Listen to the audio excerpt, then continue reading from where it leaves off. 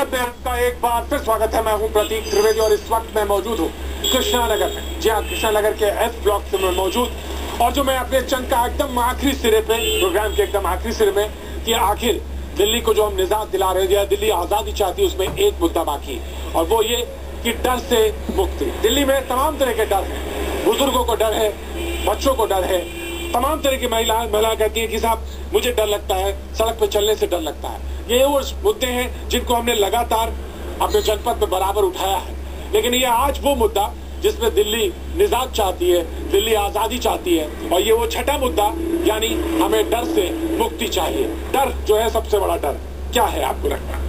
ये दिल्ली है, ईंट गाड़े और सीमेंट का शहर। यहाँ इंसान को इंसान से डर लगता है, कभी औरतों को घर से निकलने में डर लगता है, तो कभी बुजुर्गों को घर में अकेले रहने से डर लगता है। सावन की घटा छा जाए तो आधी दिल्ली डर जाती है। क्या बात है! और अगर बिजली का बिल आ जाए तो बाकी दिल्ली को डर लगता है। तो ये सारी नब्ज, मैंने बताया कि आप बड़े हमारे जी, ऑफ कोर्स मुझे मालूम है बहुत कुछ है आपके पास। जनपद के ये वो शख्सियत है जो लगातार शामिल होते रहे। इन्होंने कहा कि बिजली का बिल, सावन की घटा अगर डराने लगे तो वो शहर समझ लीजिए कोई और नहीं, वो दिल्ली है जी। बाकी बचा हुआ कभी डेंगू चिकनगुनिया से डर लगता है, आने वाला है बस जी। और कभी बाइकर्स और रैश ड्राइवर से डर लगता है, कभी पीठ के पीछे से हुए वार से डर लगता है, कभी दामिनी से हुए बलात्कार से डर लगता है जी। और कितने सेंसिटिवली उन्होंने सारी चीजें, सारी मुद्दे को घेर लिया। उन्होंने बता दिया कि शायद मैं भी नहीं बता पाता कि इतनी चीजें हैं जिनसे डर लगता है। सबसे बड़ा डर क्या है दिल्ली में? सबसे बड़ा डर तो डर ही है। ये डर जो पिछले कुछ सालों से, मैं ये तो नहीं कहता कि बहुत शुरू से चला आ रहा है, ये अभी कुछ 10-12 सालों से ये इतना ज्यादा हो गया है। छोटे बच्चे से लेके बुजुर्ग तक कोई सी भी एक चीज देख लो, कोई सा भी एक मुद्दा उठा लो, उसके अंदर डर ही छुपा हुआ है। हम डर के जी रहे हैं, और अब तो हमें कुछ लगता है कि आने वाले टाइम पे हमें इस डर को एंजॉय करना पड़ेगा, क्योंकि कोई रास्ता ही नहीं है। सिस्टम खराब होते जा रहे हैं, भ्रष्टाचार होता जा रहा है, जिसकी जो इच्छा है वो करता है।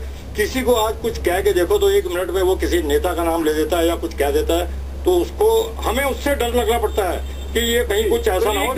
ये इन्होंने एक नया तरीका डर बताया, वो है ये सोर्स वाला डर, यानी हमारी पहुंच है, दिल्ली में पहुंच है क्योंकि पावर कॉरिडोर्स हैं, और ये भी एक तरह का डर है। एक नौजवान खड़ा, क्या नाम है आपका?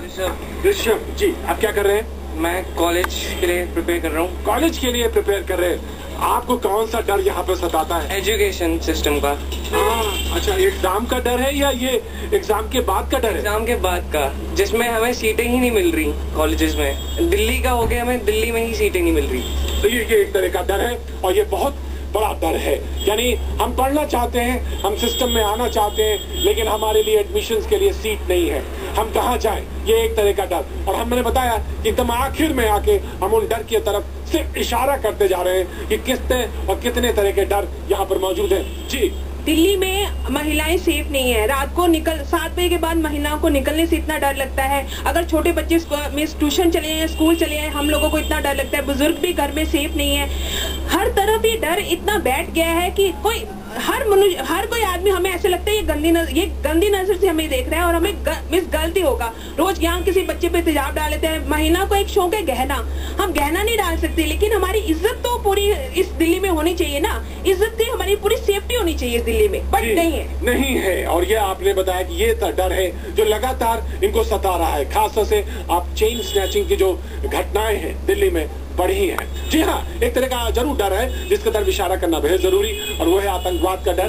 जी हाँ, उससे हम सारे लोग भली बात वाकिफ। लेकिन आप कुछ डर की तरफ से बताना चाह रही, इशारा करना चाह रही? सर, पहले तो डर नाम की पिक्चर आती थी, आज डर नाम का खौफ आता है। हमारे बच्चे अभी यंग हैं, चढ़ रहे हैं एक टीनेज की स्टेज पर, लेकिन जब भी मेरी बेटी बाहर जाती है तो मुझे यही डर लगा रहता है कि वो घर सेफ एंड साउंड आएगी, उसकी बस टाइम से आ रही है, वो ट्यूशन पे टाइम से जा रही है, कोई उसको छेड़ तो नहीं रहा, कोई उसके साथ बदतमीजी तो नहीं कर रहा। और हम अपने बच्चों को पहली बात सिखाते हैं कि अगर कोई आपसे बदतमीजी करे कुछ मत बोलना, घर आ जाना, नहीं तो आपके ऊपर कभी तेजाब फेंक सकते हैं, आपके साथ कुछ मिसयूज कर सकते हैं। ये इस महानगर का दर्द है, ये इस महानगर का डर है।